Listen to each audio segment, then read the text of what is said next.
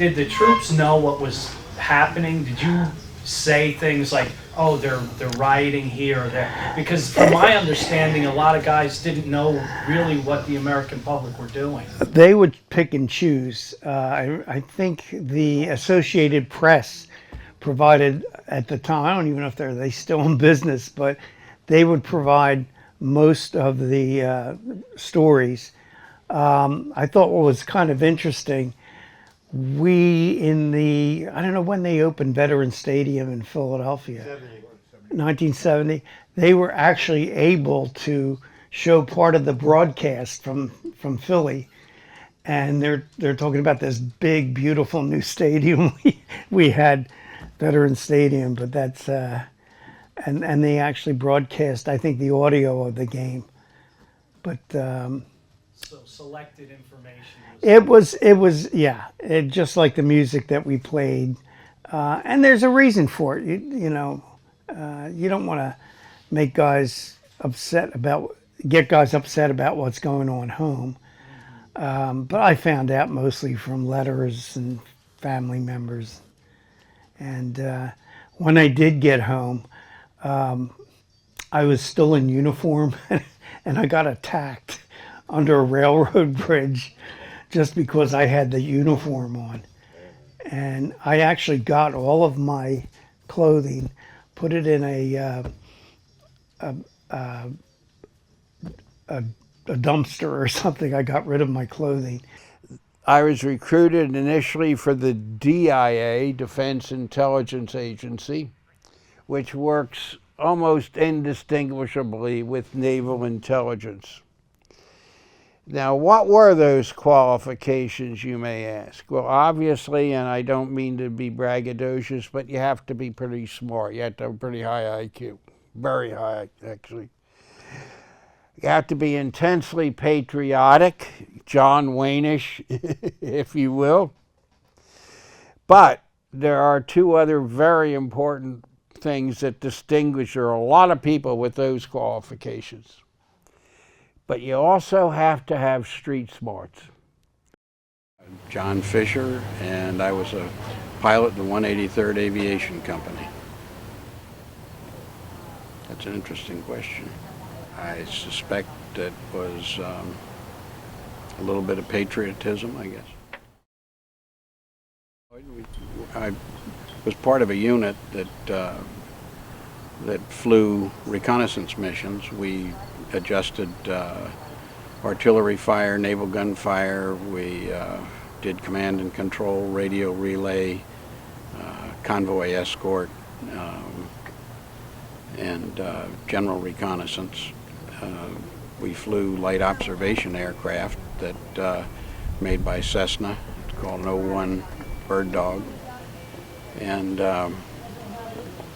we typically flew missions throughout the most of Vietnam, probably from Phan Thiet north to the DMZ, and from Cambodia and Laos over to the South China Sea.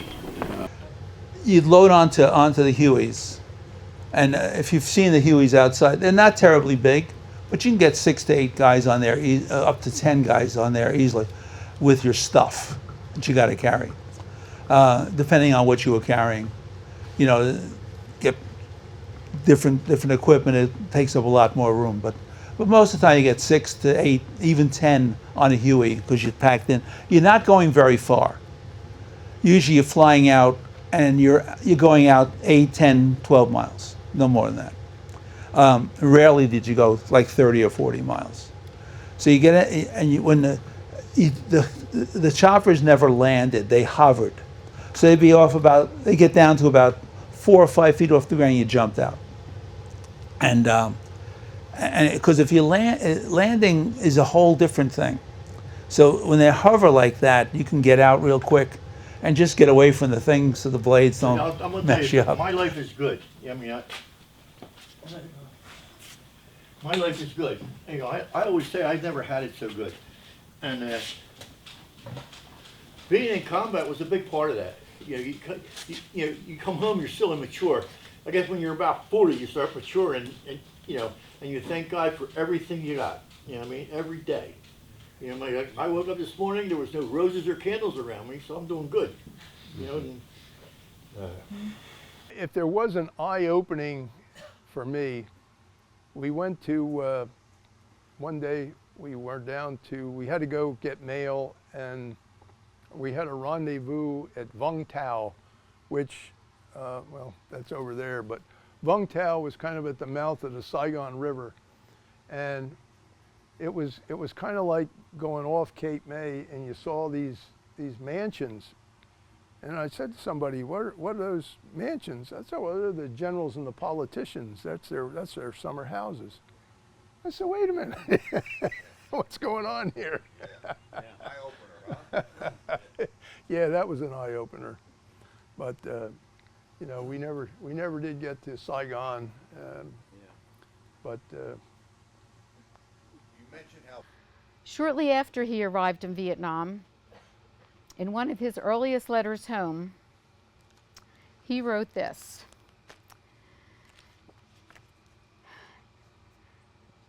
Dear Mom and Dad, well, I'm back from my 4 days of jungle training. Boy, am I glad that's over with. Wasn't too bad. As you know, we're located in the Central Highlands, and they weren't kidding when they said hi, ha ha. Guess where I heard Mass yesterday? Would you believe the top of a mountain with the chaplain's jeep hood used as the altar? It was really something to see, Mom. We all had our weapons and equipment beside us. I didn't tell you we were going outside our camp because I knew you would worry. But now that it's over and nothing happened, it's all right to tell you. At least I had a chance to see how rough the infantryman has it. We marched with a full pack and loaded rifles. We had a few grenade launchers too. We had a demonstration on all kinds of weapons out there. I still have an earache, ha. But there was no trouble, and we didn't run into one VC. We each carried one grenade too. Plus, I had over 400 rounds of ammo on me. I never take any chances, ha ha. I still have the grenade pin on me. I'll send it home, and you can keep it as a souvenir for me as being the first hand grenade I threw in Vietnam. Don't get excited, it's only the pin, it can't explode, ha ha. I went to communion yesterday. The priest didn't have time to hear our confessions, so he gave us all general absolution. In fact, I felt closer to God yesterday than I ever have before. I guess I'll end for now so I can get some sleep. Don't worry about me. Take care. Love, Buddy. As you can see, he sent the grenade pin home, and we still have it. I'll tell you a real quick funny story. When I came back from Vietnam, we came into Seattle, and a guy came with me. His name was Bill Bobko. He was a captain. He was our S3 officer, operations officer. We were getting off in Seattle, and that's where he lived. It was in Seattle. So, and he was a big man. And we went, you know, those days you can go up to where the plane came in, you can sit around, you can talk and do that. Well, we're sitting there chatting, we're in khakis, it's February, we're probably freezing to death if you remember correctly. And all of a sudden I look down right behind Bill and I see this big hippie, huge guy with a beard, and long hair, and a ban the bomb thing around his chest. And I'm getting real nervous because he's coming right towards us. And I go, Bill, behind you. I said, there's a hippie coming. He jumps up and he makes a face, goes up, and they start hugging each other, right? It's his twin brother. No kidding. His twin brother went to Canada. He wanted to not go into service, so he went up to Canada. So he hated Canada. He came back. But what he had to do was his community service. But if I would have had my camera like I had today, I would have made $1 million.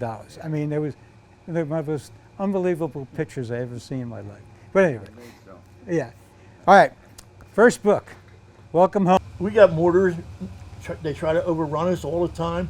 They would move the 175s or 155s, always moving them, because we get mortared at night. You know, we were halfway between the Delta and Cucci, I think. I could be wrong. And so we could fire in 3 directions. The other directions is South China Sea. So we only wanted to whatever that and that, you know. And the first time, oh, this is true. The first time I was ever in a firefight, my M16 kept firing for about 3 or 4 minutes, or that was me shaking. You know, I was scared, shitless. You know what I mean? You realize I had 8 weeks of training. You know what I mean? I should know what I'm doing. You know what I mean? That's nothing. You know, before they send the Rangers or the, you know, they give them a year of training. And her brother was in the 173rd. They took a shellacking. You know what I mean? They called it the herd. And they got ambushed a couple times. It almost, you know, destroyed them. You know what I mean? So, and I want to tell, what I want to say is, once your eyes see something, you can't unsee it, ever, forever. Not you remember everything. You know, I mean, it's just that the things you remember, you still don't believe. So this was July of 1970, home away from home, okay? A typical Air Force base in South Vietnam. This one, an arid, dry location, hot and dry, or maybe hot and wet. That was our 2 seasons, hot and dry, hot and wet. These barracks, that was home away from home, right there. But if you take a look, you know, if you step back and look at this, first of all, telephone poles, power. How about a fire hydrant that looks exactly like the one in Newark, New Jersey, where I grew up? Okay, I'm going, we had a fresh water plant, hot and cold running water, stable power, plug your stereo in, listen to Jimi Hendrix, do all that stuff. I mean, it was like, I'm not kidding, it was a piece of the United States planted in South Vietnam. You know, other than getting rocket attacks and mortars, other than that, it was a pretty cool place. Well, yeah, one time we had an Italian, I don't remember, his name was Rinaldi. And he was a redheaded Italian with freckles. And his mom sent him a pizza. It was green and moldy, and we sat there and we ate it. But that, for a year and a half, that would be the only happiest moment. The rest weren't very good, because like I said, I was there in '68 during Tet, and that was just keep your head down and hope to get home.